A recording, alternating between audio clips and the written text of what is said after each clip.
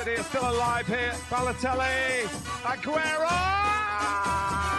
Special beyond special. Best player in the Premier League. Captain Marvel. Drogba! Rudy! Oh, wonderful! That is one Derby diamond. Ladies and gentlemen, it's match day. What's going on, guys? Clash of Clubs, episode 45. Myself, Mila, Grant, and later in the podcast, Shadman will be discussing the Club World Cup as it starts this weekend. Yeah, which is pretty cool. I think I don't know if we were all not excited for it at the beginning, but now that it's kind of here, I am excited for it, which is weird. Money. It became a very interesting competition when they threw a Billy at the entire comp. But before that, we'll talk about our top 3 flow players. Came from a tweet that Mila sent yesterday, and it got us thinking. And said, let's just do it. Let's just do our top 3. And then we will talk about the never-ending transfer rumors that have been circulating in the Premier League. Striker conversations, Chelsea being Chelsea, City signing players, the usual. But and a bit of Madrid. Oh, yeah, and a bit of Madrid. Whatever. I don't fuck them. Whatever. Let's just get started here. Yeah. Shout out to Ace for posting this quote on his X. But he essentially was talking about Rafael in the Nations League and how he came on, and he stated that Rafael in his flow state is one of the scariest wingers in the world. And so it sparked the conversation in our group chat of like, who are those players to us, and what even is flow state in soccer? Because it's a complex answer, and I think it's different for all 3 of us. And while there are probably 50 cases in world football right now for this style of player, I think we all have 3 players that come to our mind as those top 3 in terms of flow state. So, Mila, since you brought up the tweet, I think do one each. Yeah. Let's start with 3, and then we'll go that way. We'll snake it. Oh, you guys did it in order. no, I did. I just have 3 names, but I can do mine. I can make an order real quick. I can't. There's no your own. I'm assuming the guy Dude. that say it won. I'm gonna put Isak at 3, just because he is consistently very talented, one of the best strikers in the world right now. But when that guy is locked in mentally, physically, and in this flow state, he's unstoppable. And I know we have a Haaland on City, but this is different because he touches every aspect of the game when he's in that state. He's dribbling guys, he's passing, he's scoring. So it's a cool thing to watch, and I hope we get to see more of it from him, and I hope he stays at Newcastle. I don't see him going anywhere. For now. Price tag's too high. That's all right, though. I'll go next. My 3rd is Bruno Fernandes, and I'm going to totally go with bias here because I see it week in, week out. It's more of a consistency thing for me. I think he's one of the people in world football that reaches his flow state most often. He may not hit a peak as high as the other 2 guys that I have on my list, but in terms of week in, week out, getting into the flow state at least once or twice within a given match happens more often, I think, for a guy like Bruno than it does for other players. And I think he's able to do it at a bunch of different levels compared to like the other 2 guys that I have in this that can only do it offensively, but they do it at a much higher level. Whereas like Bruno can do it from the 6, he can do it from the 8. I've seen him do it at center back. Like he just can do it in a much different variety of ways. And that's why I have him at 3. I think he's the definition of quantity over quality in this sense, but I think that he reaches it more than the other guys on my list. So that's why I went Bruno at 3. Yeah, I looked at it a little differently from you 2 based off my list. I looked at it as pretty much when they're on, but that's not really who they are. That's kind of how I looked at this. Okay. So my number 3 was Basuma over at Spurs. Oh, interesting. My reasoning That for works, that though. is Yeah. when he's on his game, you're like, oh, this guy could go for 80 million. Like this guy's unbelievable. And then there's other games like against us at away, for example, like just giving away a stupid penalty. Like sometimes, and you'll see that player just as much almost, but when he's on, he's looks like one of the best defensive midfielders in the league. Yeah. That was it. That's an interesting way of taking this question because it's true. Like it on his day, he is as good as like the best 6 in the world. He just I doesn't. mean, I think that's totally a He's fine on the way ball, to he's interpret it. gliding. Yeah. The way he's so Mhm. comfortable on the ball. He's intercepting passes. He's seeing everything before it happens. And then there's other games he looks completely lost. Right. And he's such a good athlete too that like in the games that he is bad, that usually carries him. But when he's playing at his best, he's a better athlete than you, and he's got the other things going. Yeah, he does hoop sometimes. He did in the final. He wears an arm sleeve. I mean, Yeah, he's him. I've never seen someone wear an arm sleeve in this sport, man. Fair enough. You have to be feeling Shooter. yourself, bro. You do have to be feeling yourself. Do we want to snake it? Do we want to go back to Grant here for 2, or do you want to just reload I can this? go Keep it again. in order. Okay. Oh, I'm gonna go again. Yeah, go, Mila. No, I'll go. Yeah. At my 2, I'm gonna put Antoine Griezmann. Just because I've seen it in person, but I've also watched it over the years, and he can flip a switch when he does reach that state, and he controls games from the back to the front, and especially for a team like Atletico when he does that. It's certainly part of their identity in the way they play and the way they attack. And then if you look back in the past when he's done it with teams like internationally with France, that World Cup, I think, is a lot of it goes down to his ability to pull the strings in that team. Not to mention they had a fantastic team, but to shine in a team like that, I think is super special. And when he does reach those points, he's, I think, one of the best I've ever seen. Yeah. No, I have a hard time disagreeing with that one. I mean, in terms of like the way that he actually plays, like, he's not a huge athlete either. So it's got some Messi-esque features to it. You know what I mean? Like when he's on, he can play in the 9 as this kind of hybrid role. That's a special Plays talent. as an 8 for France now. I mean, I know he's retired from the national team, but he's legitimately playing as an 8. And he looks Insane. fantastic. So yeah, I mean, he's the man. My 2 is Cole Palmer. In the conversations of 10s that we've had all year, like in the Premier League, he's the best 10 to me. I think that he impacts the game probably on a ton of different levels offensively. And in terms of like the flow state aspect, I've never seen a dude score 4 goals and a half from the 30 10. minutes. Yeah, you know what I mean? Like the ability to just take over a game as quickly as he can, pretty much off of nothing. And he can do it either off the right or through the middle. It's really impressive, and he doesn't really strike me as a guy that could. His physical profiles don't really come off as shocking in that way. But to be honest with you, he's got a certain aura to him as well. Like he just changes the game. And honestly, if I'm playing Chelsea, I don't really care about anybody else who's playing. Like it's not top of mind.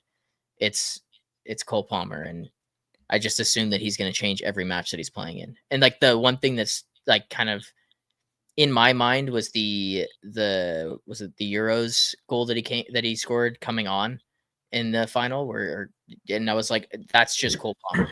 Instant impact right away. Didn't take a ton of touches. It was just like, oh, ball's at my feet and it's in the back of the net. So Palmer too. I mean, I think the Liverpool game we had most recently when they were on the beach was a great example. Like that shot he tried towards the end and under Allison's legs, like the audacity to do stuff like that is only when he's really feeling himself. Like when he's in that flow state. Like even that Brighton game in the second half, there was a play. He's getting the ball pretty much the halfway line and just first time plays it over the top to Jackson. Super loopy ball right on a plate. No goal, of course. But yeah, when he's in that mode and just confidence brimming, you don't know what he's going to do. It's a great call, Dylan. Thanks, man. Yeah, no problem. No bias there. No, of course. So Who's your we've been talking about him a little bit recently. The name came to mind, Mohamed Kudus. I think again, one of those players where, and again, maybe he's a victim of the people around him, the team he's at, but there's games where he just seems wasteful or doing too much, just kind of running into too much traffic. But when he's on his game and everything's kind of getting off for him, he's unstoppable. I mean, he can just carry the ball pretty much from one side of the pitch to the other if he wanted to, especially at West Ham. That's how they're creating chances nowadays. It's getting tough out there. But he can single-handedly make something of nothing. And when he's on it, I mean, I've seen it against us a few times. It's very scary. We had a game, we beat him 5-0 and he dribbled like 11 times or just something absurd. But he just would not stop that game. So yeah, that just came to top of mind, especially we've been talking about him a little bit in the group chat too. When he's on, he's on. Mila, you're muted. He's an elite dribbler. Yeah, ball carrying. But there's a lack of end product, in my opinion, Yeah. most of the time. But like you're saying, when he's on, that is not a factor. He will be converting those. Yeah, he has the it finish just with the makes right that- foot too. Again, Exactly. when It's he's the- on, but like a left footer who's willing to use his right foot, for me alone, that could get him in the conversation. Of But course, he's a finished product when he's in that flow state. it's just how but often we're going to even get that. without it, he's consistently one of the most elite dribblers we have in the game. So I like that shout. I brought it up in the group chat, but he is a player that reminds me a lot of Zaha in his heyday. Like, it wasn't every game with Zaha where he was just like constantly bagging goals, but like his ability to just pick up the ball and beat his man, regardless of if he did it 50 times and it only came off, 10, it still has an impact on the game. And there's moments in the game where he gets into that flow state of like, all right, Kudus does the same thing. And I think it's interesting to see if he gets a move. We've been linked to him. Heavy, big price tag, but there's a player with a lot of qualities in there. If we see it in a respectfully, a bigger team, maybe that goes away. Maybe there's less of that. But again, there's two sides of the coin, so time will tell. Time will tell.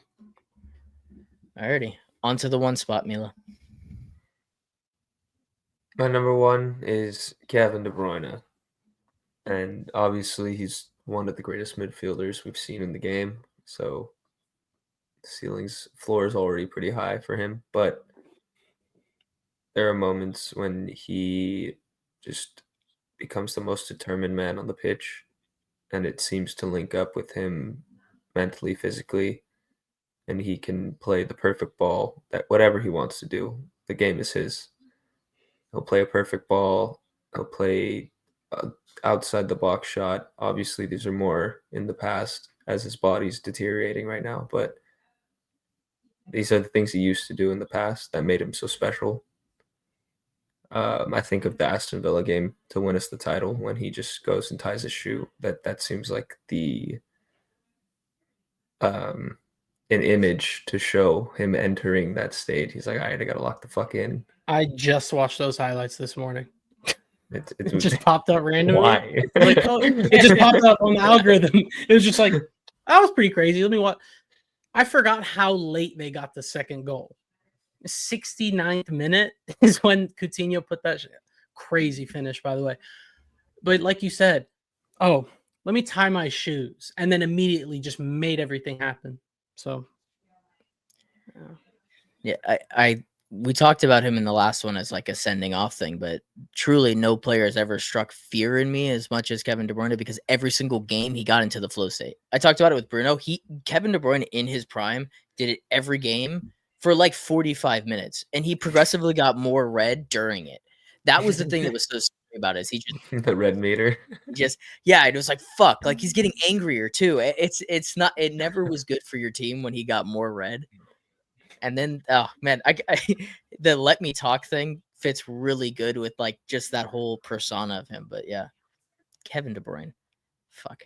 I would have had him in this list if it wasn't for you already having him here and him being older. Because I wanted to be different. So Speaking of wanting to be different, who's at number 1, Dylan? you know who's at number 1? Kylian Mbappe.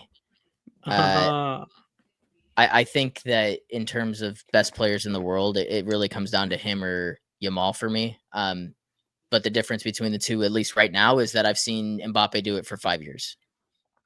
He won the World Cup at 18.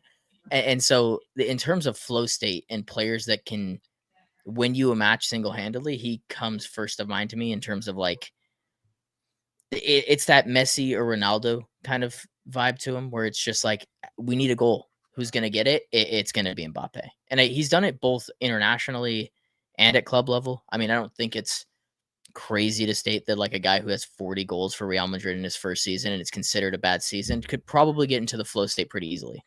And also in all the games that Madrid played in all the finals, right, against Barca, there was only one player that really played well throughout all of those games, and it was really him. He may have had one final where he was poor, but he scored a hat trick. The first one was horrible. He was off it was the Liga game, but he was off like 9 times, yeah, it was bad. So like he sometimes pushes it too far, but in terms of like the actual play of him, like he's faster than you, he's got more skills than you, and then he's got a wicked finish on him. And that combination, he gets into so he can get there so easily. It's just about him mentally being there, because when he's not, like you're saying, he's offsides 9 times. But his eye is so high. Yeah, like you said, even in a bad year, he scored 31 league goals, right? I mean, he had a hat trick in the Champions League. He had hat tricks domestically in a Clasico. I mean, this was a bad year for him, and realistically, it's probably going to be the worst season we see from him at Madrid. So, I mean, yeah, scary hours. If you want to look at one particular game where I think of flow state with Kylian Mbappe, it's the World Cup final, because he was not great. And then he had a hat trick in 15 minutes. Like that in the World Cup final. Locked in. He simply locked in. And it was like, oh, okay, France, I'll just put you on my back in the biggest game, in one of our history. It's just, he's one of those players where it's like, yep, that. So lights are not too bright. Nope. Your turn. You guys have no clue. So yeah, number 1, I went with Guillermo Ochoa. That's fair. That's a good one. I like that one a lot. There's not much I really have to say with that, but I mean, I think it's fun. A keeper, we don't really think about the keepers as much in this sense, but I mean, you could really use it with a lot of the top goalkeepers. I mean, Alisson in that PSG first leg, Courtois in the final against Liverpool, Donnarumma against Arsenal. You knew they weren't scoring.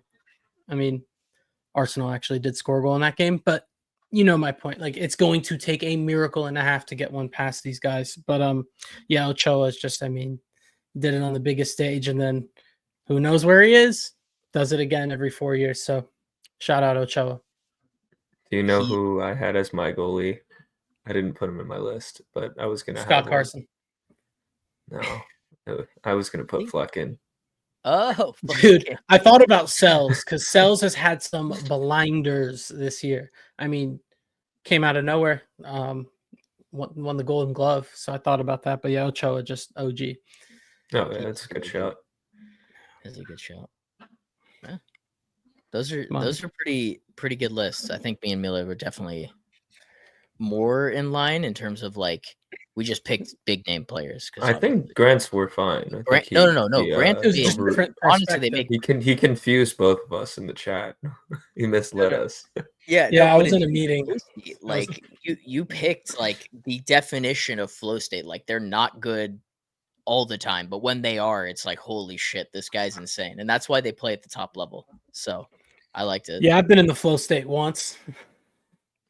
Did it look like this? Somewhat. I assume so. But, he has like flow moments. He just goes. He has like a quick 10 seconds. Oh, I'm gonna jump in the air real quick. Perfectly hit this at a weird angle. Like the goal against Dortmund his first year with you guys. We're just the Cancelo ball. What is that? Oh, I got an idea. I got that. Zlatan in that sense too.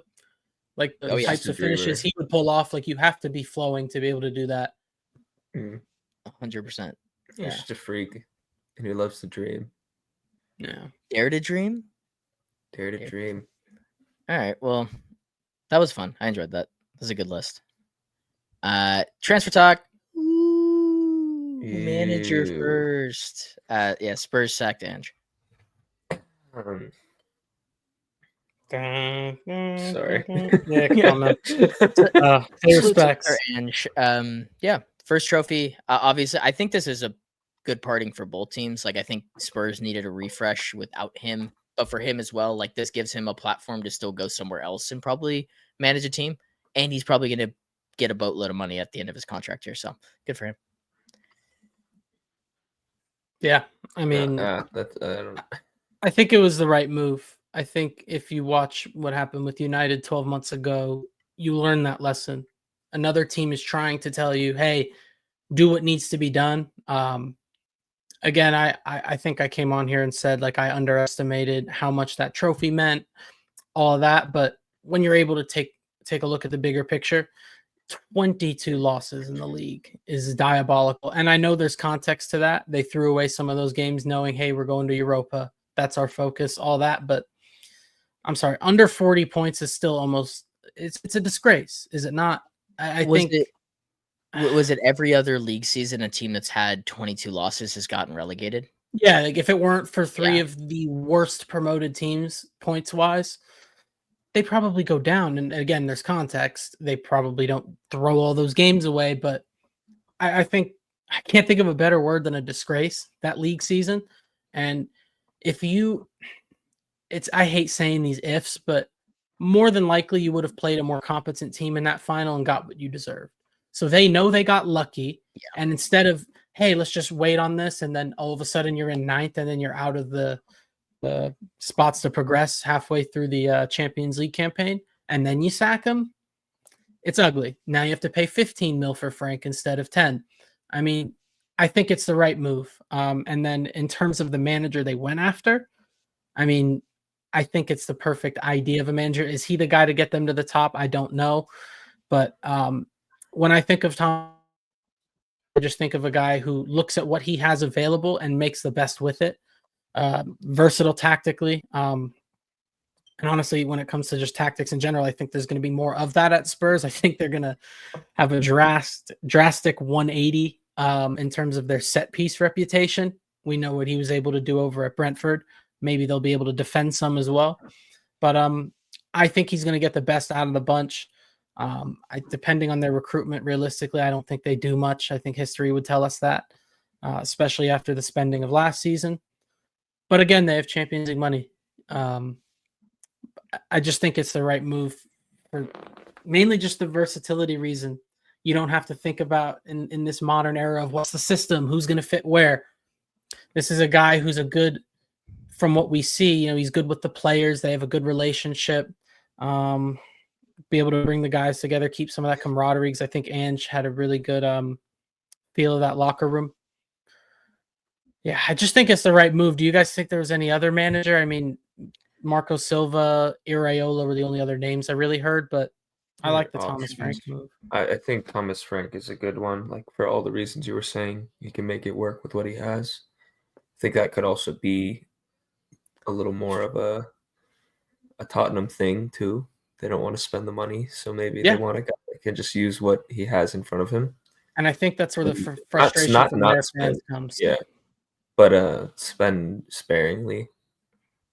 And yeah, for the reasons you were saying, he could be that guy that just suits what the board wants, not necessarily what's best for the team.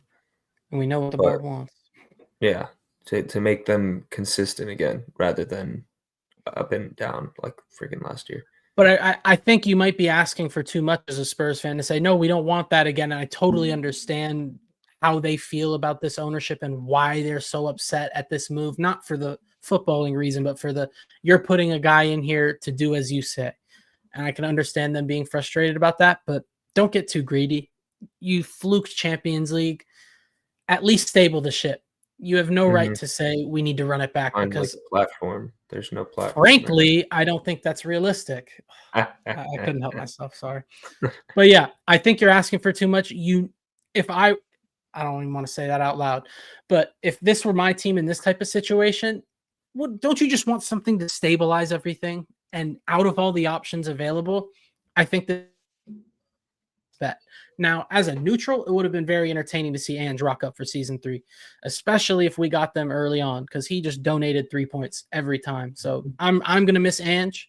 But again, to what you said kind of at the beginning, Dylan, is probably best for both parties. Ange stock is not going to get tarnished the way Ten Hag's did it, but again, he ended up with a good position too. But yeah, Spurs need to stabilize the ship in simple terms, is how I see it. So it's the right move. I mean, you guys hit all the stuff for the positives on Frank. I do have some concerns. Yeah, right? go Like, for it. not to say that he isn't the guy to get them off the ground running, but like, does this strike you as the type of guy that Champions League football kind of just it's still an island of misfit toys. There's still a chance that they lose like a Romero. Son is clearly on the decline and he's gone probably. I think he's gone, yeah. So, I mean, unless the board really get it right, this team is not any different than it was last year. The ask got super high. Like, I get it. I agree with all that. And in Brentford, he worked with all those guys for how long? How long was he at Brentford for? I think he was there since like League One days. So, I mean, in terms of building a project and having all those players, you don't have that luxury at Tottenham. They're technically a big 6 side, just as much as United are in the same kind of context where like your demands are winning trophies, even if that's like not in their pedigree, but now it is. You have to match a trophy. You have to go into Europe at the highest level, and you have to compete as well as getting them back up in the league table with probably one of the worst directors of football in the country. So I just have concerns that he's going to be the next scapegoat in a long line of scapegoat coaches for Spurs, because all the other coaches that have left have ended up doing well somewhere else. Yeah, he was there since the I think it all comes down. It all comes down to expectations from the fans and from the board when it comes to him, because I do think that he will raise the floor of this team, and like we've been saying, bring some stability. But as you were saying, Dylan, like it is very possible that he just gets all the blame. Yeah, I think to be fair to the coach, it should really depend more on what the board does in the summer to prep him for that. If they don't want to do anything, then the expectations need to be lowered. And as long as he can stay afloat with them and not have a miserable showing in the Premier League like they did this year, then I think it'll be all right. Yeah, you hit it on the head with that. I don't think much of the blame can really be forced on Frank unless they spend £300 million, which they won't. Yeah, Dylan, everything you were saying, I agree. Like, this is the same squad. Like, it can very well end up to shit, but I think Mila makes a perfect point where that's where we set the expectations. I think closer to when they're done wrapping up their business, we'll be able to have a better understanding of that. But again, you would think they have the feeling of we caught lightning in a bottle. We don't deserve Champions League, but we should spend some of this money.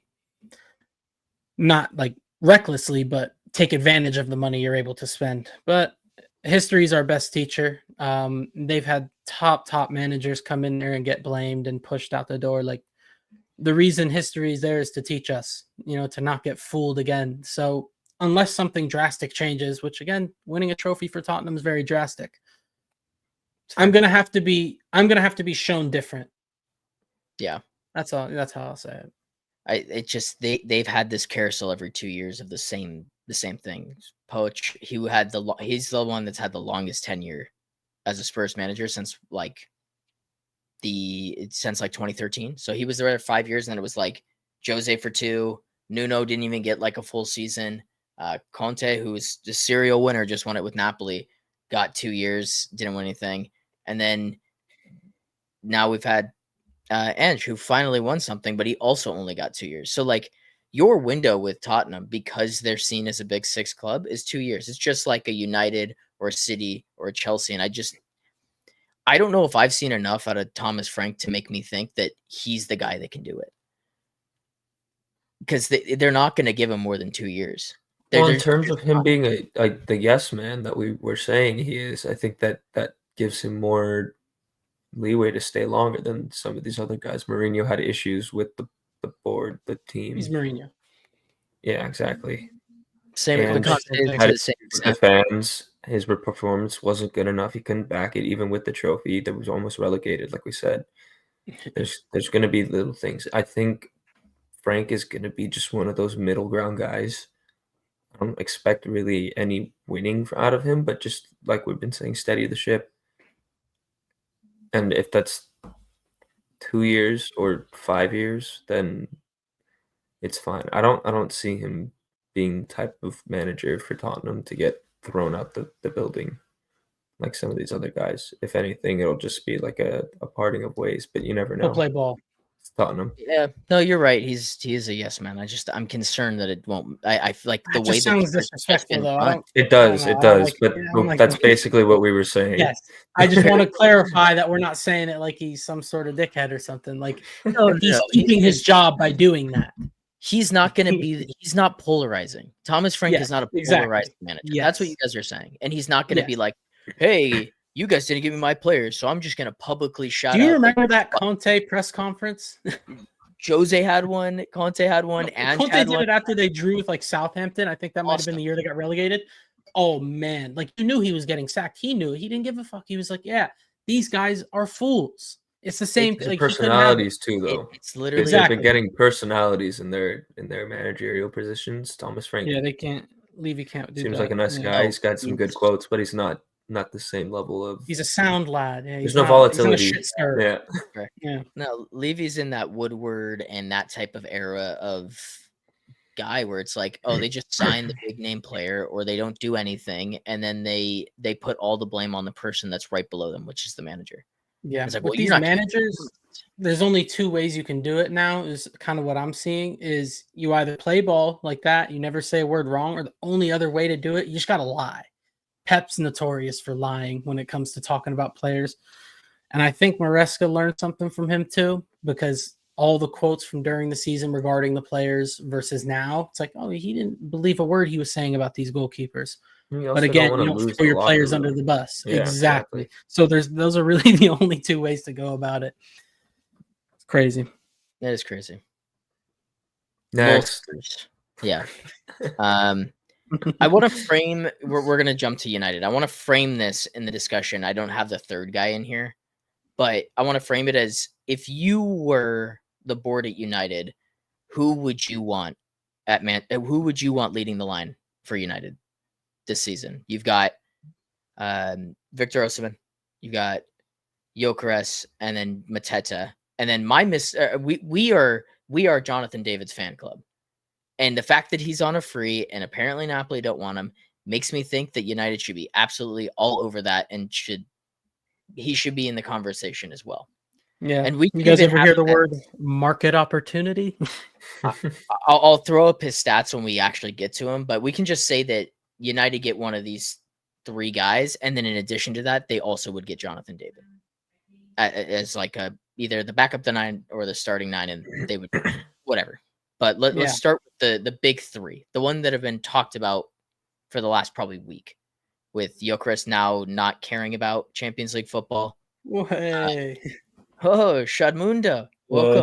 Sorry to interrupt. No, Not at all, brother. sorry. We are talking United striker dilemma, and trying to pick between Victor Osimhen, Gyökeres, and Mateta. Okay. With a little bit of Jonathan David sponsored propaganda. So, Of course. you're jumping in here. So, if you were Manchester United's board, who would you want leading the line this season? If you had to pick one of the three between Gyökeres, Osimhen, or Mateta, Barring like pricing and stuff, including pricing. I Take think everything it into doesn't account. matter. Gyökeres is just so value for money. They're not asking for that much, and he is class player. I think he would be great. And with the two midfielders attacking like the wingers and attacking midfield like Cunha and Mbuemo, they're going to be able to like be a very potent attacking trio.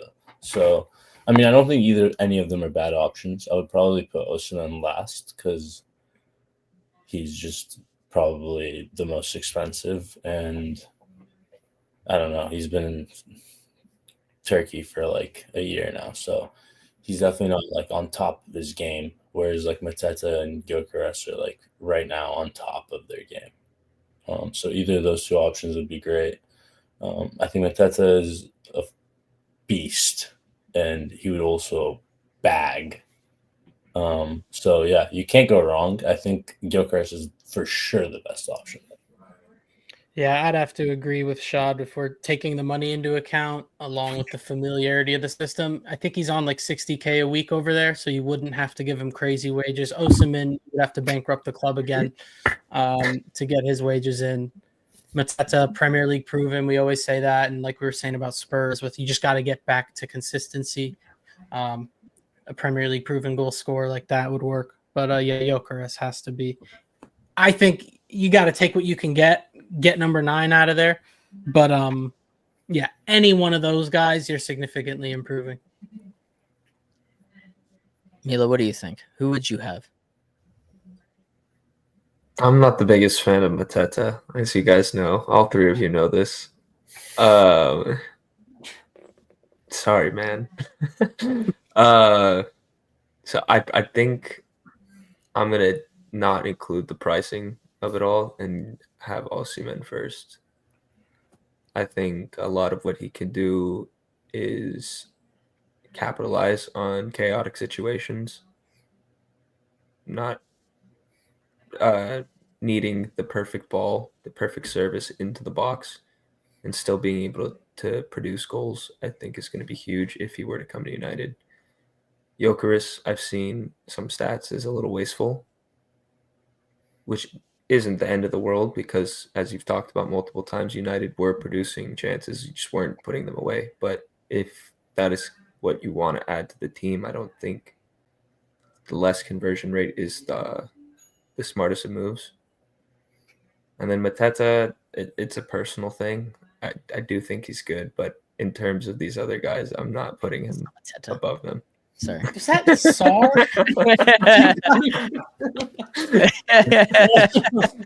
Dude, he still has hair on FIFA, Mateta.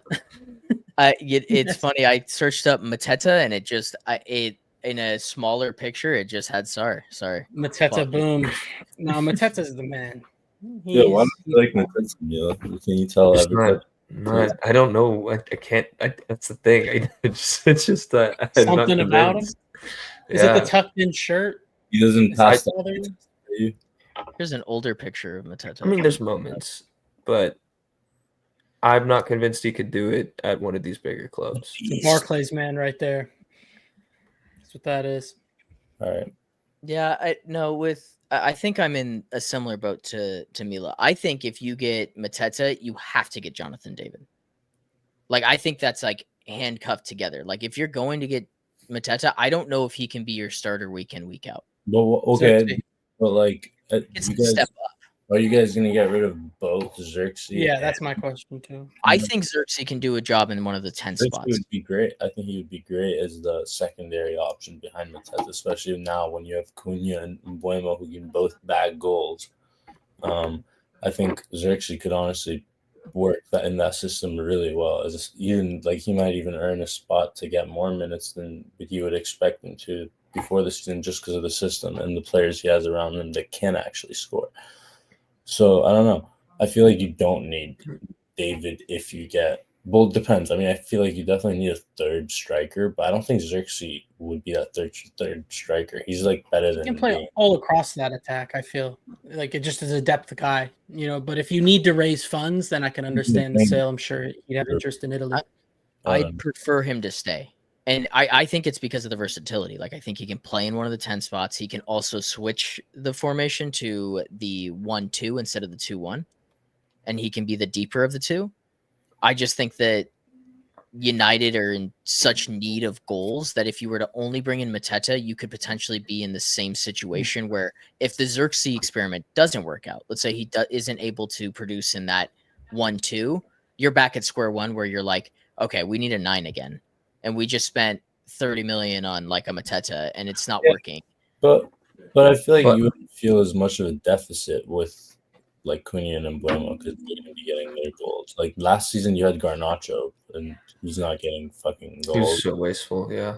And then like Ahmad wasn't playing regular minutes, and he's playing like a right midfielder role where he has to defend a lot. And like, I mean, I don't know. I think that your options going forward are going to be a lot more going like next year. It's just going to be more people that can actually score, and that's going to make the striker's job easier because it's going to be less pressure, less like forcing it to the striker, and like they'll draw up plans. They're like, hey, we know Garnacho is going to have 85% of his shots are going to be off target, so give him space and make sure you block the pass off to the forward or like stuff like that. So like I don't know. I think it will be I think it's hard to predict because these two signings already are going to change the attack like completely. That's And true. if you get another forward, then your attack is just like, I mean, obviously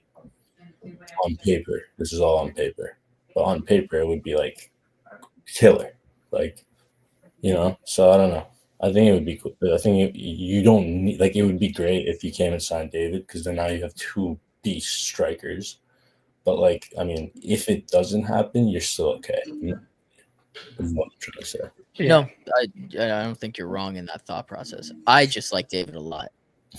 I don't think I see a world where David, Mateta, and Xerxes are at the club though, just because everything that you want Xerxes to do, David can do, but he can also That's also fair. score. Also, that So, and that's fair. priorities across the squad. You still need a right wing back. You still need at least another midfielder. I'd say at least two. what Maybe about another referee? defender as well. From everything we're hearing, they need a goalkeeper. So to get that many forwards while neglecting the rest of the squad would also be questionable if we're bringing that in. But again, we were kind of talking hypothetical just in the attack. But there's Him other being priorities. free They finished just 15th. changes the complexity for me in terms of like if he's available and nobody wants to pick him up and you still are at the Why table and you're don't like, you? Yeah, Well, take the chance. what are they gonna? What are the wages gonna be? Because you don't want to give him overpay and then I- have trouble getting rid. crazy. If he's got no Yeah. options, I then agree he's with gotta that, pick but someone. it depends. It all depends. It's also fair. That might be why he's still on the table. Is he's gone to the table with a bunch of teams and been like, I want X, and they're like, we're not giving you X. So, Yeah. To summarize though, I do want Gyökeres. I don't think that having 50 GA in back-to-back seasons is a fluke. I think that everyone's just scared of his age. I think that him being 27 in today's world, apparently that's like a fucking dinosaur. 19 pens. bro. Yeah, take away his 19 pens, he still scored 30. You know what I mean? He still scored 30. Well, the plus. only thing for me, I haven't watched him very much again, so it's hard for me to really put my foot down and say I think he's shit or I think it's gonna bang. But I remember watching the game against City where he scored a hat trick. He was terrible. He was really bad. Like that was like a Jackson hat trick. Where it's like, oh, he had a hat trick. So But those are that's the the only thing that just sticks in my head. those are the Yeah. best makers in the world are the ones Is where Jackson one of the best in the world? they consistently scoring and then even Yes, when I he agree. bad games getting a fucking hat trick. Like that's a Yes. fucking That was a fluke, 100%. Yeah, I'm just saying that sticks in my head, and I haven't watched enough of him to. that like Gyökeres is not just this like poacher. He can No. link up. He can play on the wing. He can rotate with Cunha and Embuemo and have this like three that can move around, and that could be its own dangerous like system. Are you high on him? You get like Osimhen in there, it's gonna be a lot more rigid. Whereas like he can do all of that stuff and he's great, but like with Gyökeres, you have a lot of options. You could That's a good Rixie point. and Gyökeres and put Gyökeres on the left side, and he'll destroy. And I think we haven't even mentioned it, but Gyökeres did play in the championship, so he does have Yeah. a bit of that affiliation with the English physicality. Came from Brighton's academy. Yeah. Pricks. I think the amount of times that I texted like during a match, like if we had a real 9 there, we would have scored. Gyökeres is the type of 9 where if he's there, he's going to score those opportunities. And it has nothing to in United's system, it's not a crossing system. It's progressive carries that lead to short cutbacks essentially every single time. And Amram made a striker who was perfect at doing that exact thing, and that was Gyökeres. Right. So the idea of getting him for the smallest amount compared to like a Oshiman or 60 mil.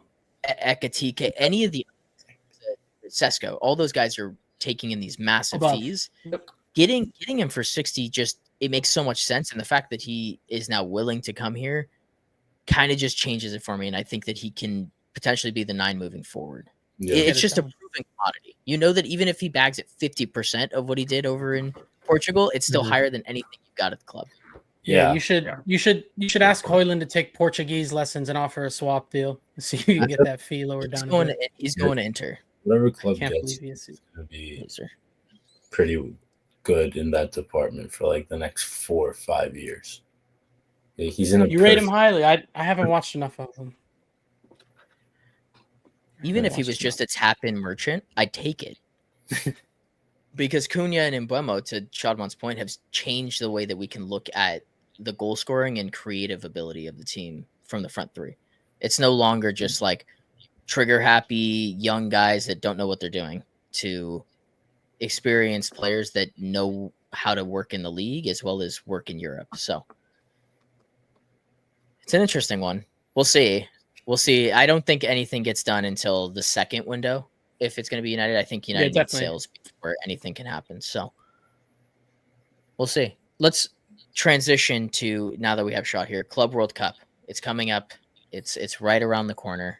Let's start with, do we want to start with City? We can. Sure. It'll be quick. Let's start with City. You guys made 3 signings, I think, important to what you guys are going to do in the Club World Cup. Mm-hmm. We've talked about it. Yeah, I think the last 3 episodes, the signings, but Reinders is done. Cherky's going to be done tomorrow. And then Aitnour's done. So we picked up 3 attacking players, even though one of them is a defender. But like we've been saying, it's clearly a different City that we're going to see coming up. And it's nice that we get to start seeing it so early and we don't have to wait until August or whenever friendlies that don't matter. These are going to be real games that we have the best of the best playing. And we're going to see Pep's new system start to unfold. I don't think it'll be perfect right away, obviously, but we're going to be able to see what he's trying to accomplish with the few that we've brought in so far. And I think we're also going to be able to see which guys are going to leave. He's going to play some guys, see how they perform, and then the ones that aren't up to scratch, he's going to ship out. Yeah. So for you, in terms of like, if you had to see one thing out of the City side during the Club World Cup, what would it be? Like, as a fan, what do you want to see? Do you just want to see a completely new system? Do you want to see these guys kind of fit into what we were seeing at the end of the year with the 4-2-2-2 thing? Well, no, I don't think we could play that system anymore. Or not the exact same way we played it. Because the personnel, we have a brand new team going into this season, basically. Outside of our goalie and Diaz. Gavardiol played left back most of the season. He's going to be at center back. We got a signing at left back. We're going to have a signing at right back. Rodri's back after missing a year. New 8, new 10s. So we're not going to get a lot of the same from this year. And I do think it's going to be a very different system. And with Pep and this attacking style that I think we're going to see, the formation is going to be hard to just put down on paper. It's going to be kind of all over the place, off the ball. Probably send all but Diaz and Gavardiol. Maybe Kusanov makes his way into the team at right back and we play the 3 back behind there. But I think there's a lot of options. I do just want to see goals and creativity from players like Cherky and Reinders and Aitnouri and see how they link up with the likes of Holland and Foden. Fair. Do you guys have any thoughts on City and where you think they're at? Wait and see. Just to wait and It see. is They're a all wait and positive see. signings. They're all positive signings. To Mila's point, they're attacking signings. Based off of these signings, you would think it's a shift in the way they're playing, but it's a wait and see and just kind of go from there. But similar to what I was saying about Slot, it looks very attacking. I have questions, but both of these managers, for different reasons, have more than enough slack to give it a go. So I'm excited to see what they have. I'm interested to see I mean, for the whole tournament, just what the workload's going to look like for a lot of these teams, right? Like they all just played a full season, but this is also your preseason because you're not going to have any really loaded preseason games before that. So this is like the Yeah. time to really test it. And all the other teams are going to be taking it very seriously. And I know that the PR of all these teams, because it's FIFA and the money's right, all of them are saying that they're going to be taking it seriously. I'm just curious to what extent that really means. Like, is Rodri going to be playing 90s? Like, I doubt it. Well, right? I think it depends. Like we're playing some Knockout teams rounds. knockout rounds probably. Group stage, I think we're gonna walk away with some of these games. We should walk away if we're trying. Some of these teams shouldn't even come close. We should walk into the knockout rounds, like a lot of the teams in the groups. So in that sense, the group stage, it's nice that some of those teams are there. They get to be on the world stage. They get to come here, play these big matches in front of fans. But at the end of the day, I feel like the knockout rounds are pretty set, and we might see one or two surprises, but I'm not expecting anything crazy until we get to the very best teams playing each other. Yeah. It's fair. Okay. City's pretty straightforward. You guys did all your business and now you've got this tournament. So Let's The see. right back spot's going to be our biggest what if right now, because I have no idea what's happening. That's all that's left to do. Yeah. yeah. Oh, and goalie, I guess we might splash on a goalie. Sure, maybe, yeah. Speaking of splashing on a goalie, Opposite. it is the opposite. We will not Milano budge. So I mean, I think that news came out the day after we last recorded, but as soon as that came out, I was so excited. I mean, you guys have heard me talk enough about our current number one. He was fantastic for us in the run-in. Starting to see a little bit of revisionism. No, after what I've seen for 2 years, that's not a guy you would trust to win the biggest trophies in club competitions. And I think Magnan is that keeper. Starting keeper for France. I think they might have won it if he was starting over the mummy of Hugo Lloris. He's had a rough year this year, but I think all things considered, we've seen what he's capable of. He's 29, which is like 40 for us, but again, it's a goalkeeper. I don't want to get our pants pulled down in negotiations, so I understand playing hardball. We've lofted them deal after deal over the years. They're like baby Chelsea over there. Tammy, Giroud, Loftus-Cheek, Pulisic. Like we've given them more than enough deals. But apparently tonight or tomorrow's the last day we're negotiating. It's also when the deadline closes. I would be disappointed to not see this get over the line. Unfortunately, I've also realized I'm a transfer dopamine addict. This shit gets me every time. Every fucking Fabrizio tweet with the siren alarm, blue emoji. Talks are progressing. Okay. But I think this is a very important deal to get done. We heard a lot about UCL targets versus not making the UCL.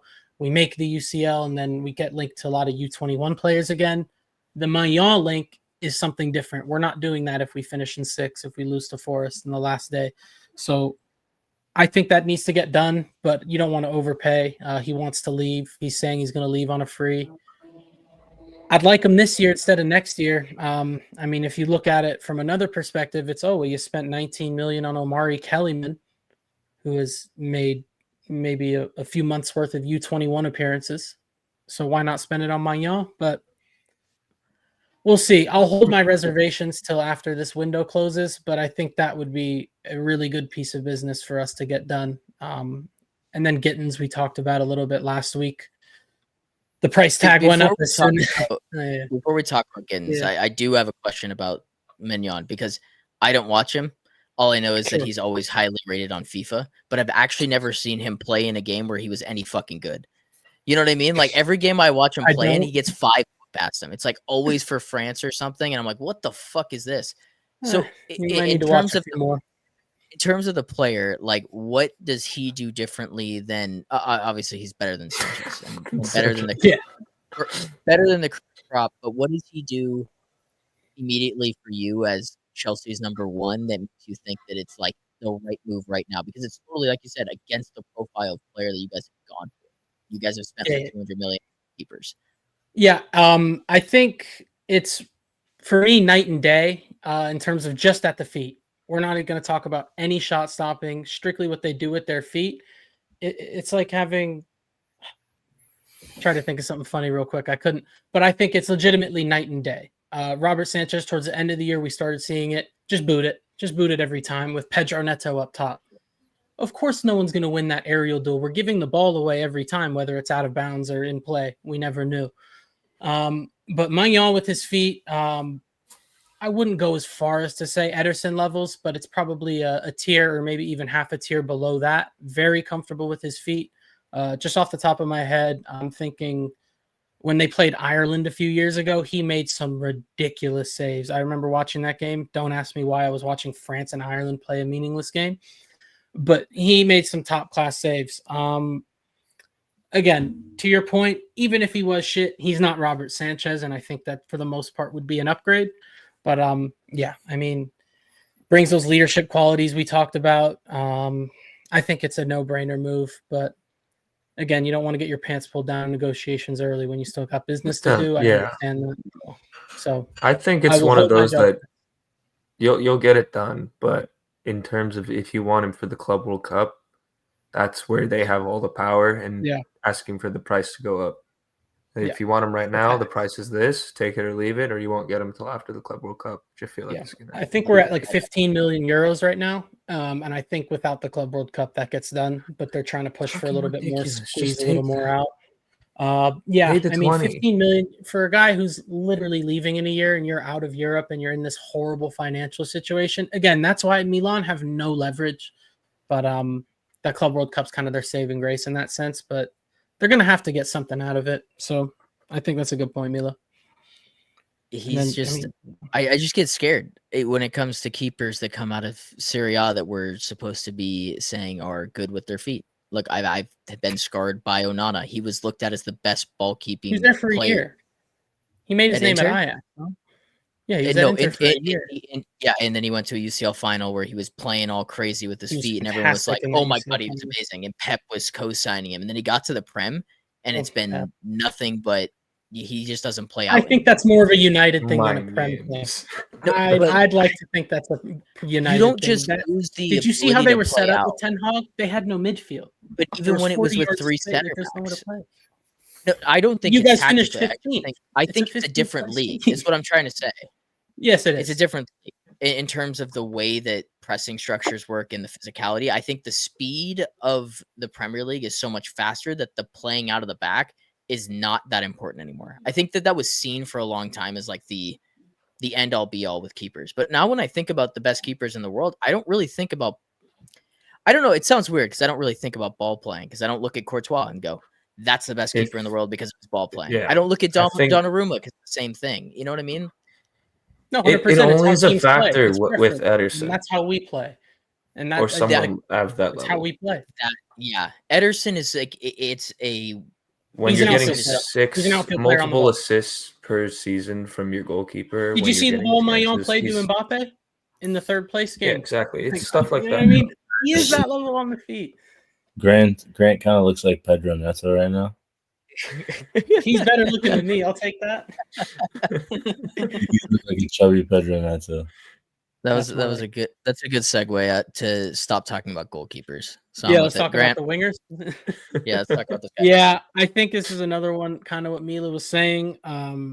If we want him for the Club World Cup, we'll pay a little more. They want him gone. They're playing a 5-back. They don't have wingers in their system. He didn't really play very much in the second half of the season because of it. City Academy, of course. But if you look at us going into this tournament, and this isn't a Pep thing where you might play differently, we are going to play our system. We have Pedro Neto, Noni Madueke, and Tyreek George. Those are our 3 wingers. That's it. So you would think they would want to get this one done, probably more than the Mayal one, because you can live with the keepers you have. I mean, again, Sanchez did get us Champions League this year. I don't like framing it that way, but he was our starting keeper this year. So I would think this is more of a priority. I like the profile. It's not the superstar signing you would think of, but I was thinking about saving this, but I think we talked about Morgan Rogers a little bit, and then we got linked to Kudus. I think Maresca's looking for one of those sort of versatile ball-carrying attackers that can play anywhere across that front 3. Obviously not up top, but either in the 10, either wing. We've seen Morgan Rogers do it really well all year. He's playing all over that front 3. Kudus, again, not at a team playing at that level, but he's shown his versatility in that sense. But we're targeting that profile. I think that's the superstar signing we're looking at. But I really like Gittins. He's 20. We're going to pay more for him than we did for Sancho. But definitely less wages than Sancho would have been on. So financially, I'm with the deal. 7 years, prison contract. I like it. But again, I don't think we get this over the line for the Club World Cup. To go to what you were talking about earlier, Dylan, with how kind of we see this competition, we play LAFC, Flamengo, and then a team from the Tunisian league. So in terms of what we're going to see in the group stages, I think it's going to look like the last game of your preseason tour, or your last preseason game before match week 1, where it's like, okay, we're sort of figuring everything out, but we're not all the way there yet. I think we're going to test things, especially us. I mean, you hear Andre Santos is a name we hear all the time that's never played for us. I think he's going to get a look. We just announced Mamadou Sarr from Strasbourg. He's a center back, 19.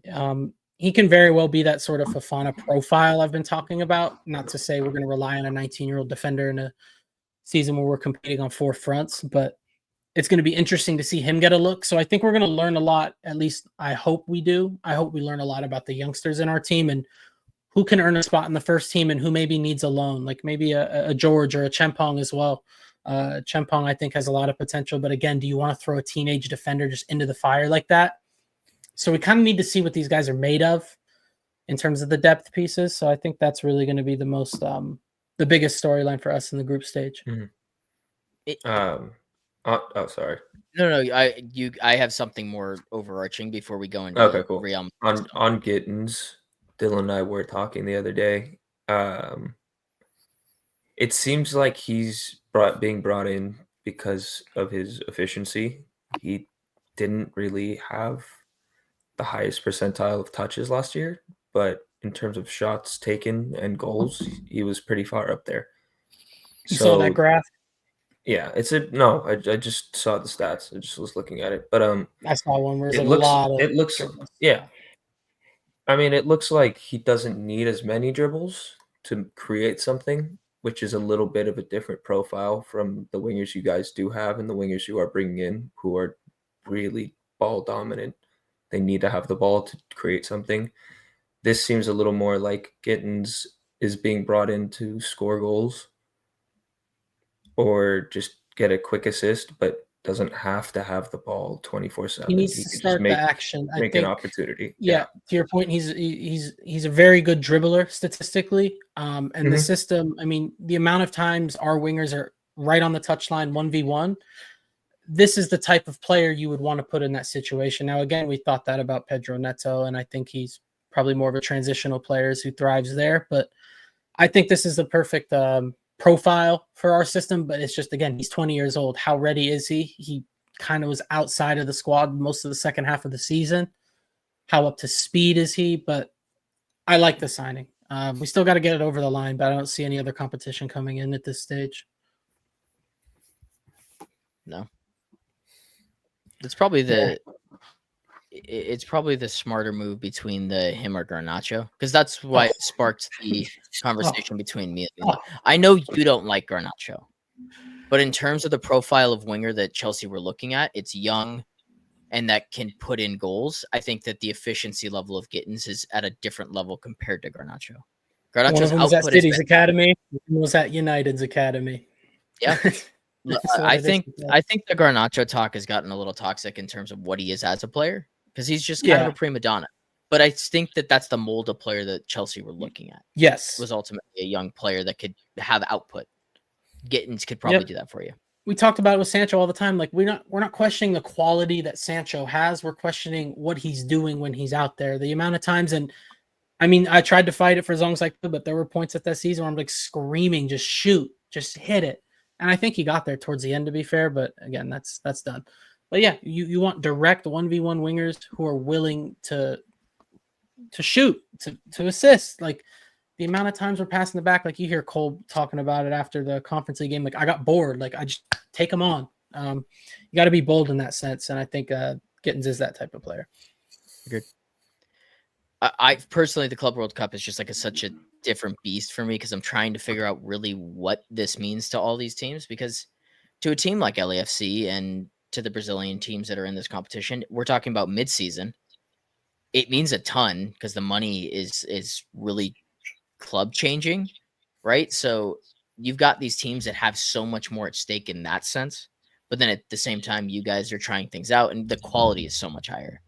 Like I expect you guys to go through, but at the same time, there really could be a shock if you're not on your day and you're not paying attention or you're trying too many things because the other teams are playing their strongest 11s week in, week out. So it's just I always found that kind of teams are doing business. I mean, just to maybe give you like Jorginho, like Flamengo paid extra money to Arsenal to get him in for so like teams like that, like they're trying to do everything they can. Yeah, except for the MLS teams. I'll touch on that when we go into our actual predicted ones. But let's talk Madrid. Shad, you're on here to talk Madrid. I think you guys are the biggest question mark of the whole tournament because you have a new coach and a new system and all of this craziness surrounding Madrid. So kind of dive into what you think of the new manager, what you want to see tactically. And I'm if you want to, I kind of want to hear what you would like, what your 11 would be with the new system. And we can like throw up lineup builder. Oh, yeah. If you're down. Well, first of all, I'm very excited for Xabi Alonso. One, he's a legend at Real Madrid. He gave some good years. And he has a good relationship with everyone. He's just a good person to be as your manager. But at the same time, I don't think anyone has any idea how it's going to look come start of the season. We don't know what system he's going to implement. Is he going to do a 3 at the back? Is he not? Like, we have no idea. No one knows. And it would be silly to predict what he's going to do because we just signed a right back. We also are about to sign a left back. I think Carreras is like so close to being done and announced. So I don't know. He looks like it might be a 4-back. It might be a 3-back with the 2 wing backs playing really high up. I have no idea what the system's actually going to be, but what you can kind of predict is the fact that he will probably rotate players a lot more than Ancelotti did. And that was one of my biggest frustrations with Ancelotti this season was the fact that he didn't rotate players. He wouldn't make substitutions till it was too late. We had the same players playing every minute of every game. And he also didn't utilize the Castilla enough. And people kind of just discount Real Madrid's Castilla team, but we have a good youth program, and they don't usually make the team, but we make some good players, sell them off usually. So I think he's going to have a lot more of a relationship with the youth team, especially with Arbeloa coming in, and they obviously have a pretty good relationship, and so he's going to utilize more of the young guys. So I think it's just going to be the system is going to rotate a lot. There's going to be different players playing minutes at different times of the year because that's I don't know. Is Rodrigo going to leave? It kind of seems like he's going to leave. But changes every week. We have so many players on the roster and they're all quality, if if we sign Zubamendi somehow sneak in from Arsenal, like who's gonna get benched? I have no Yeah. idea. Like, is Camavinga gonna get benched for like the whole season, or is Tchouaméni gonna get benched? Get ready Is to learn left back, buddy. minutes, like I don't know. It's gonna be very interesting. I'm very excited for how different it's gonna be and the changes that are gonna come. And we've already seen big signing in Dean Huijsen, and I think stuff like that is great. Like I like to see them dishing money on players who are not just like, oh, this guy's just a superstar.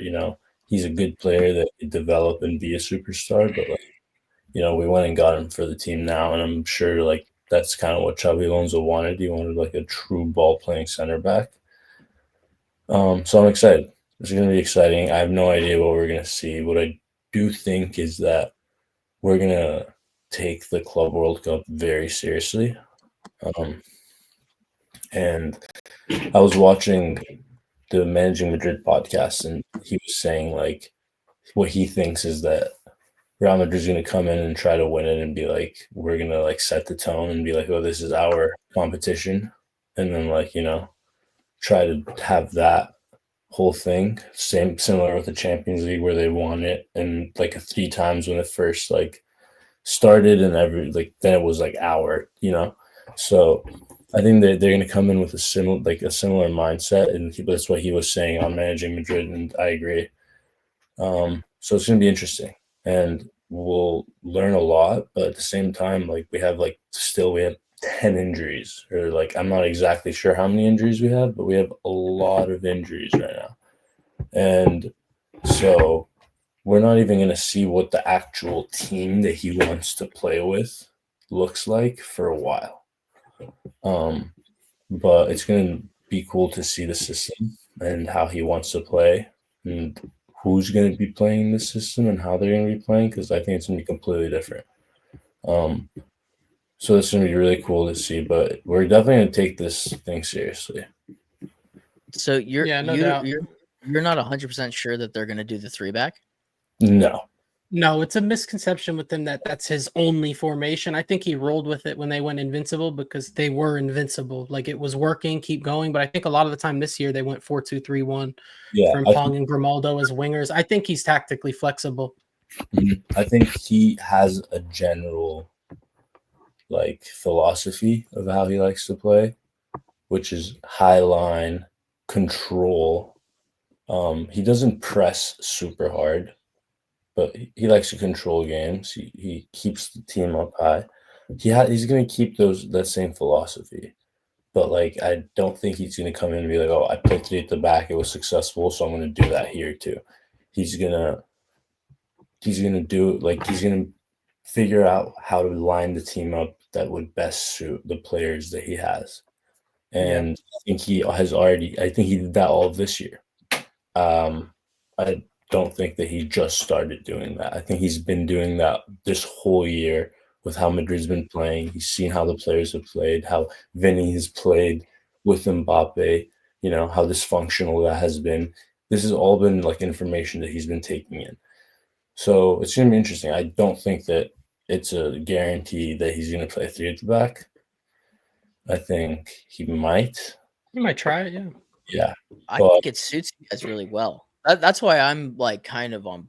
I think the idea of signing Trent makes it more of a viability because Trent's such a wing back in his essence, and like Tchouaméni played center back for most of the year, so I kind of see him now as one of the center. In a 3-back, it's totally different. No, yeah, that's true. He wouldn't play center back. Hincapie was one of those players that never was a center back, and then he got into the Alonso system and became a center back because of his ball playing. And like the idea that Tchouaméni could be back there is because you're talking somebody's going to be the odd man out. You can't. Someone's feelings are going to get hurt. That's the only thing I can know for certain, because I think Shad's right. He is going to get the best out of the 11 that are out there. There is going to be at least a big name or two. Hey, why aren't I playing? So I think feelings will be hurt, but I think they need to get more center backs in before you can even think about a 3 in the back. I think they'd have to recruit heavily there. But you would know more than me, Shad. I don't think so. I think we have a couple of young center backs that are, they're gonna help us out a lot. Obviously Asensio, he's been big, and now we have Dean Huijsen. Asensio can play with the ball. Like he has great, his passing is great. He can drive the ball. He's not elite at it. He's no Kubarsi by any means, but he can do it. Dean Huijsen can do it very well. He is really good with his feet. He's two-footed, completely two-footed. He can play right side of the defense, left side of the defense. Doesn't really matter. I think that's enough ball-playing defenders, even if you play a three-back, especially with the fact that you do have Alexander-Arnold, who will be playing a lot, and all you need to do is get the ball to him, and then he will open the game up. You know what I mean? So, like, this is actually, like, our team's going to be a lot more open to actually building out from the back compared to what we had last season. Like, Vasquez is great, but he's great in a certain area. He gets flustered at the back, and at He's a least this winger. did. And, he'd lose the ball and put us in tough situations. But now it's like we don't really know how it's going to line up because you have all these options of building out the back. Like if you play a 4 at the back, you could completely do that, especially if Carreras comes. But if you play a 5 at the back, it's also easy because at times you could have Carreras come sit at left back, have like a 4 back technically with Dean Huijsen or Asensio at the right back, playing fullback, and you still have Alexander Arnold in the midfield. So like, I really don't know how they're going to line up. It's going to be interesting to find out. And I don't think that the Club World Cup will necessarily give us a definitive answer either. Yeah. I think they'll give us clues, but there's still so many injuries. And I mean, even afterwards, like Jude's going to have surgery. And, he's going to be out for a few months.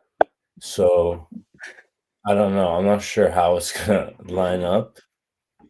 But yeah, it'll be cool. We won't figure it out for a while. That's why we kind of need a deep team. We need a deep roster because we have a lot of injuries and they're all going to come back at different times. And one thing we're not keeping in mind is right now we're like, oh, there's so many options. And who's going to play, who's going to sit. There's going to be injuries. There's always injuries. So there probably won't be that many options in the middle of the year. So then it'll all make sense because now you have the right players to play in the situations, and then if you're blessed enough to have those choices and some players do have to sit, you can rotate. There's at least two games a week, Totally agree with that, especially a team. I mean, it's the team in European football. Like, yes, they're going to be trying to win every competition that they're in.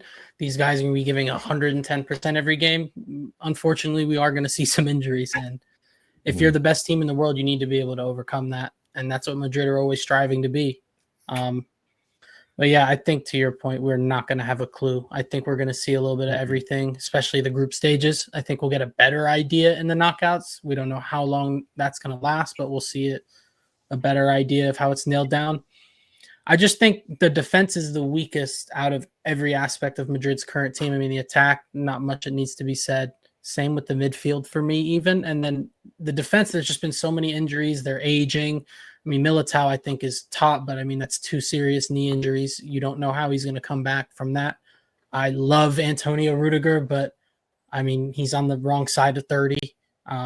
Crashed out towards the end of last year, so I heard they might want to move on from him. No, I don't think so. I think I wouldn't. He was just. I think he was just drained. And yeah, understandable. He was the only fit center back. To play on an injury for a few months, try to win something, and then the last thing you can win, you just get smoked towards the last few minutes of it. It's valid. Yeah. Listen, most people obviously he shouldn't have, and he should have been better about the whole situation. Right. I could have seen myself crashing out. I could have crashed that. Right. I will always defend Rudiger, but yeah, I mean, he played by himself. I mean, Asensio or Tchouameni, like it was a makeshift defense all year. I just don't think we're going to make any big moves at center back, at least until next year. Is Alaba sticking around? Alba's 1 more year, yeah. I think so. It's good. Alaba, Asensio, Militao, Huijsen, Rudiger. That's 5. I mean, if you're never sniffing 3 in the back, I mean, you still can modify things. To Dylan's point, you have to find that, like I said, the relationship that Alonso is going to have with the youth team and with Arbeloa, we could see a lot more utilization of players in situations where we need it. Where Ancelotti was very rigid and he was like, no, I'm playing with the players I have and I know. I think Xabi Alonso will probably trust Arbeloa more, and he'd be like, yeah, this guy can come in and do a good job for you for this game. He'd be like, okay, let's see it. So we'll see. Obviously, speculation, but yeah, I mean, you guys don't have many guys coming through in the academy, but to your point, like I feel like La Liga is just littered with graduates from your academy. So I mean, it's not like these guys are just scrubs. It's still Real Madrid's academy. Like they can't be scrubs. But on the Tchouameni center back thing, I just feel like I've heard him say it multiple times publicly. I do not like playing center back. Do not play me at center back. Anytime it gets brought up. At the end of the day, he's an employee. Yeah. When you have to, he has to. But I'm saying when they have the abundance of choices, I don't think I think that would stir up shit if they put him there. He's the odd man out, in my opinion, of the midfield crop, because I think Jude plays regardless. I think Valverde plays regardless.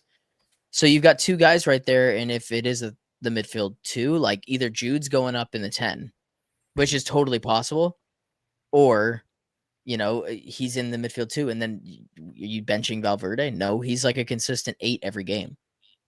Yeah, no, I think especially if Rodrigo leads, Jude will be at the 10, and we're gonna see a lot of Valverde and Tchouameni together, and then we're gonna see a lot of Camavinga, Arda Güler switching in that position in the midfield / Jude coming back into that midfield and Arda playing attacking mid options. But I think honestly, if you have Mbappe and Vinny up front, someone like Jude will be better in the more attacking role, whereas Arda Güler will be better in like the more controlling the pace of the game, trying to like get balls through in the midfield. That might suit him better.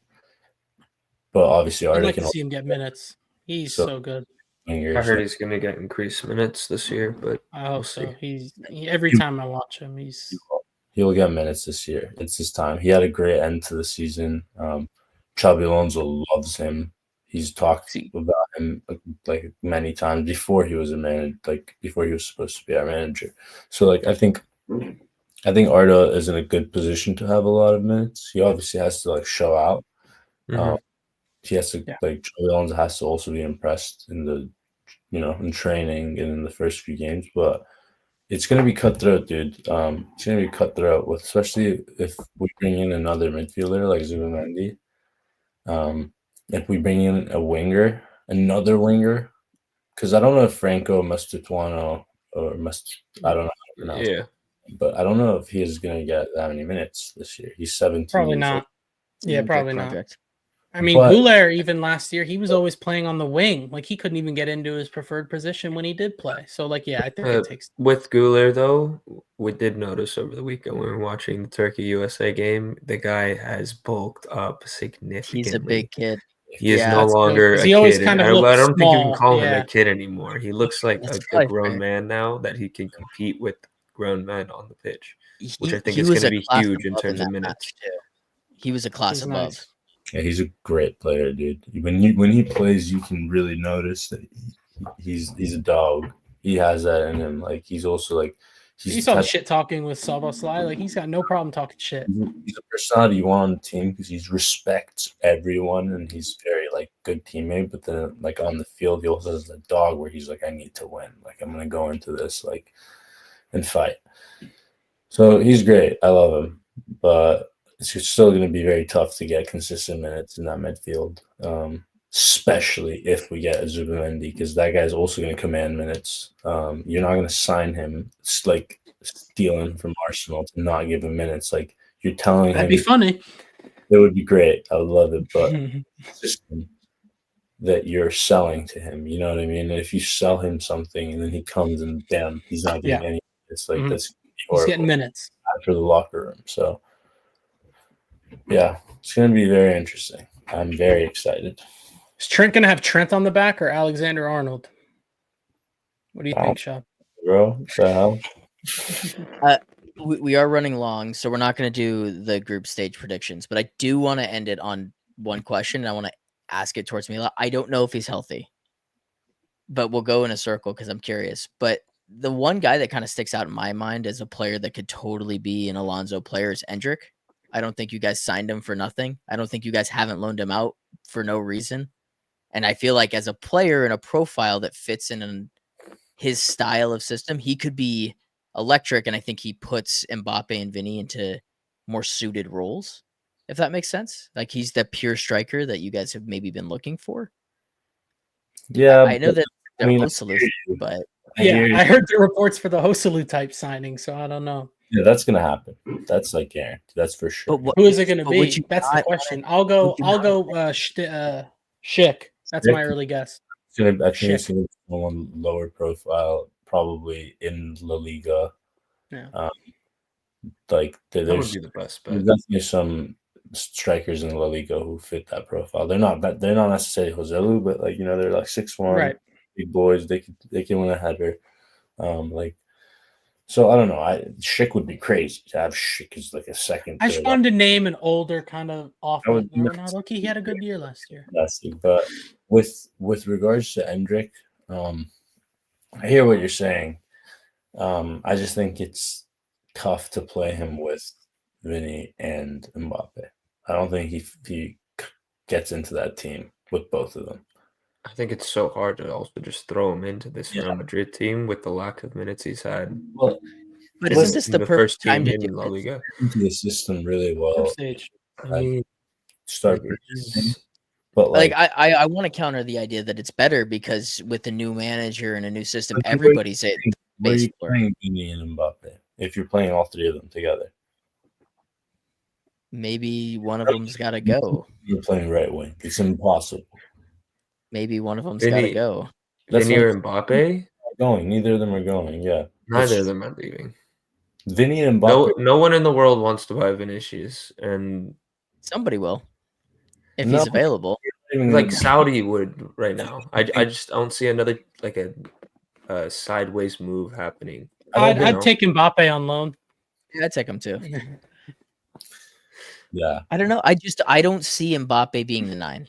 I think that was what you guys ran into all season was like they're essentially taking up the same space, and Alonso's tactically a good enough manager to notice that that's not going to work. I think it's more about figuring out a place for Vinny. I don't think there's much you need to really do for Mbappe. I mean, dude still got like fucking 41 goals. That's what we talked about. Yep. His bad year. Who gives a shit, dude? Right. Put that on the team. Like he's figuring it out. Even at striker, like he still shifts to the left, but towards the end of the season, you were noticing it way less. Like we didn't look good. Don't get me wrong, we looked like shit. But like he was starting to figure the striker role out. Like he was growing into that position. Should he be there for a long amount of time? I'm not sure. Will he have to? Maybe. Vinny, I haven't seen him play anywhere but left wing. He plays striker a little like an inside forward left wing. He's playing a little more attacking. But like, what are you going to put Vinny as striker and Mbappe at left wing? Is that really a better solution? No, they're my cams in his system, and Endrick would be above them. Yeah, I don't know. I don't think so. I feel like maybe if Endrick like evolves to playing right wing, then he's like an inside forward, like a Salah. and then you have him more like a I don't know, like a forceful offensive right forward type deal, maybe. And then they have like a rotating, like kind of what we saw with Ronaldo, Benzema, and Bale, where they would just find themselves on different sides at different points of the game, maybe. But as of right now, I don't know how he would fit in with both of them. I think he would fit in if one of them wasn't playing. I think he fits in perfectly if it's just him and Mbappe playing up top. I think he would fit in great with Vinny and like say like an Arda Güler at cam or like right wing or something like that. So I don't know. I think I would love to see Alonso figure out a system where all three of them could play together. That would be really cool. But I don't think so. Also, he's just too goal hungry. Like he's like he shoots in situations, and I'm just like, brother, what the hell are you thinking? But He's trying to get a clip. he's just hungry, dude. Like he's like, fuck you. I mean, like I don't get any minutes. I get 10 He minutes. has to. Exactly. Yeah. Exactly. He's just like, honestly, it's the right attitude to have. Like that's what you should be thinking as a striker. If you're only getting 10 minutes, he's like, yeah, I only get 12 touches. I'm gonna fucking like at least for 2 of them, I'm gonna shoot. I'm like, all right, fair enough. So him and Mbappe together would be, I don't know, because they do the same shit. Mbappe also will take shots in situations where I'm like, bro, he's open. Like, so I don't know. It's fair. It's gonna be interesting. Is Dylan trying to get a loan move for Endrick to United? Dude, I think every team should be jumping at the opportunity to get him. But like, I just think this is the last year of the Mbappe Vinny experiment. I don't think that you get another shot at that. Like, if it doesn't work with this manager and this system, it's done. You got to. Someone's feelings are getting hurt. It could be his. It very well could be his. I just don't see if it's so toxic to the point where they're just doing the same thing and you're clearly not seeing the results that you want to. And look, this totally could work, and this manager can put him into place and be like, oh, well, there you go. That's exactly what we were looking for by putting 2 of the best, wingers in the world together. I'm just skeptical of it because of what we saw this year. I thought they were just too like-minded in a lot of ways. Mm-hmm. And I think it pulls away from their strengths. Yeah, I agree. But new manager, this is what this whole tournament's about, is getting that feeler in. I just thought in that sense, the Club World Cup will be cool to see because they're both going to be healthy. A lot of the offensive aspects of the team will be in place. It's not going to change that much come the start of the season because we don't have that many offensive injuries, if any. I'm not sure if we have any offensive injuries right now. So the only difference might be that we won't have Rodrigo after this. This might be Rodrigo's last, hoorah. Yeah. So honestly, this is gonna be. I didn't think about it like this until now, but it could be cool. Like, let's say like Alonso gets his first like tournament with the team, and he's like, "Yeah, actually, I like Rodrigo a lot more than I like Vinny." And he's like, "Yeah, I rather keep Rodrigo." I don't necessarily see that happening. I think that would just be hard to do, just with the board and how it like Vinny's perception. built. Rodrigo's just also the easier one to sell. Exactly. So that aspect of it might be difficult, but it'll be interesting because he might actually play this tournament with them and be like, holy shit, like these players, like these 2 guys just don't fit into my team. Like they're not like, they're not suited. And then that will be interesting to see if he'll have the power to get Madrid to like actually make the change, or will Madrid do the same thing they did with Ancelotti and be like, nah, you kind of have to figure it out as best as you can. Like, I don't think they will, because I think they are kind of they're looking at Xabi Alonso's project, and they want him to be involved in the whole aspect of it, because he's making requests and they're being answered. So kind of just shows to me that they kind of want to give him what he needs, which means that it will be a long-term project. Because with like, if they're getting a manager that they're like, this is an experiment, then they're not going to give him all the resources, because they're like, well, if we sign this player who's really good, he's really expensive, and then this manager doesn't work out, the next manager might not necessarily like this player. Sure. So that aspect of it, I don't know. I think it'll be cool to see how the power dynamic works. I think it's just gonna be like a conversation. I mean, at the end of the day, they all want to see the club succeed. I don't think it's like gonna be like a combative situation, but it's still a cool power dynamic to see unfold.